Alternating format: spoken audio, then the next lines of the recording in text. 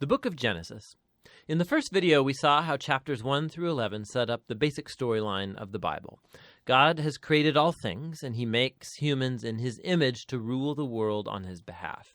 The humans choose sin and rebellion, and so the world spins out of control into violence and death, all leading up to the rebellion and scattering of the people in Babylon. And so the big question is, what is God going to do to rescue and redeem his world? Well, out of that scattering at Babylon, the author traces a genealogy of just one family that leads eventually to a man named Abram, later known as Abraham. And God's promise to Abraham at the beginning of chapter 12 opens up a whole new movement in the story. God calls Abraham to leave his home and go to the land of Canaan, which God says will become his one day. And in that land, God promises to make Abraham into a great nation, to make his name great, and to bless him. Now, these promises are connected back to earlier parts of the book. So Babylon had arrogantly tried to make a great name for itself, and that didn't go over very well. But God, in his generosity, is going to bestow a great name on this no-name guy, Abraham.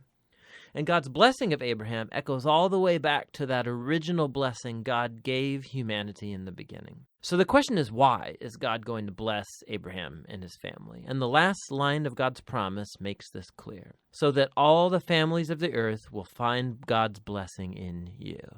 Now, this is key for understanding the whole rest of the biblical story. God's plan is to rescue and bless his rebellious world through Abraham's family. And this is why the whole rest of the Old Testament story is just going to focus on this one family, eventually called the people of Israel. This is also why Israel will later be called a kingdom of priests at Mount Sinai. God wants to use them to show all of the other nations what he's like. And ultimately, this is the promise that gets picked up by the later biblical prophets and poets who say that its fulfillment will come through Israel's messianic king, whose reign will bring justice and peace to all of the nations.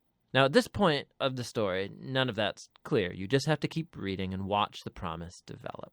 And so the rest of the book focuses on Abraham and his family. First, Abraham himself, then his son Isaac, and then his son Jacob, and then Jacob's 12 sons.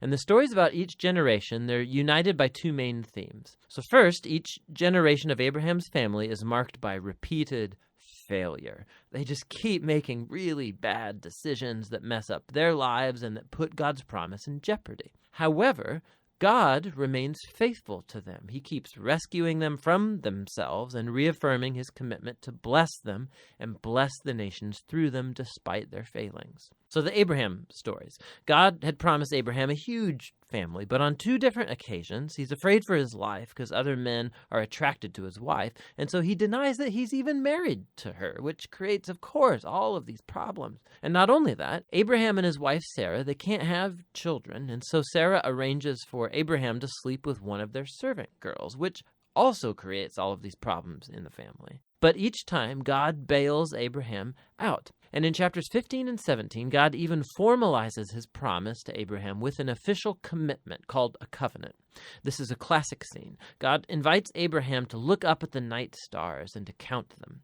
And he says, that's how numerous your family's going to be. And despite all of the odds, having no kids and no way to have any at the moment, Abraham looks up in the sky and simply trusts God's promise. And God responds by entering into a covenant with Abraham, promising that he will become a father of many nations, that God's blessing may come to the whole world. God asks Abraham to mark his family with a sign of the covenant, circumcision of all the male boys in the family. This is a symbol to remind them that the fruitfulness of their family is a gift from God. And so Abraham has lots of kids eventually, and he dies at a good old age. Now, the Jacob stories play out these themes even more dramatically. From birth, Jacob lives up to the meaning of his name, which is deceiver. He cheats his brother Esau out of his inheritance and blessing, and he does it by deceiving his old blind father, no less, and then he just takes off. He goes on to take 4 wives, even though he really only loves one, Rachel, and this creates all of these rivalries in the family. The only thing that humbles Jacob is being deceived by his uncle Laban, who cheats him out of years of his life. The tables have finally turned.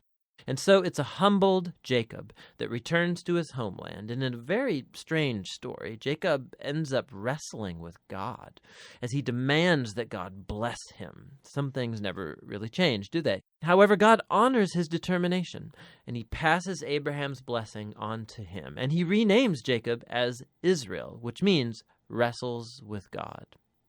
Now, it's this last part of the book, the story of Jacob's sons, where all the themes come to a head. Jacob loves his second to youngest son, Joseph, more than any of the others, and he gives him this special jacket. And the 10 older sons come to hate Joseph, and so they kidnap him, and they plan to kill him, but instead they decide to just sell him into slavery in Egypt, where he ends up in prison. Talk about family failure.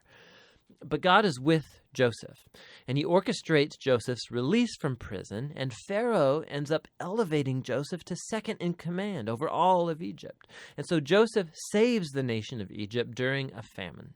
And he also ends up saving his brothers and his family from starving to death. And so once again, we can see the folly and the sin of Abraham's family is met with God's faithfulness, who subverts even the evil of the brothers into an occasion to save life. And this is actually what Joseph says right near the end of the book. He says to his brothers, "You all planned this for evil, but God planned it for good, to save many lives." Now, these words are strategically placed at the end of the book because they summarize not only the story of Joseph and his brothers, but the book as a whole. From Genesis 3 onward, humans keep acting selfishly and doing evil, but this God is not going to leave his world to its own devices. He remains faithful and determined to bless people despite their failures. You can see this especially in how that mysterious promise about the descendant of the woman gets developed throughout the book. So remember, Genesis 3, God promised that this wounded victor would come and crush the snake and defeat evil at its source. And the author then connects this promise directly to the line of Abraham. This is a part of how God's going to bring his blessing to the nations. Now, from Abraham, this promise gets connected to Judah, the fourth son of Jacob. And this is how. In an extremely important poem in chapter 49, in aging Jacob, he's on his deathbed, he wants to bless his 12 sons. And when he comes to Judah, Jacob predicts that Judah will become the tribe of Israel's royal leaders, and that one day a king will come who will command the obedience of all the nations and fulfill God's promise to restore the garden blessing to all of the world. And then after this, Jacob dies. And later, Joseph dies too. And the growing family remains in Egypt.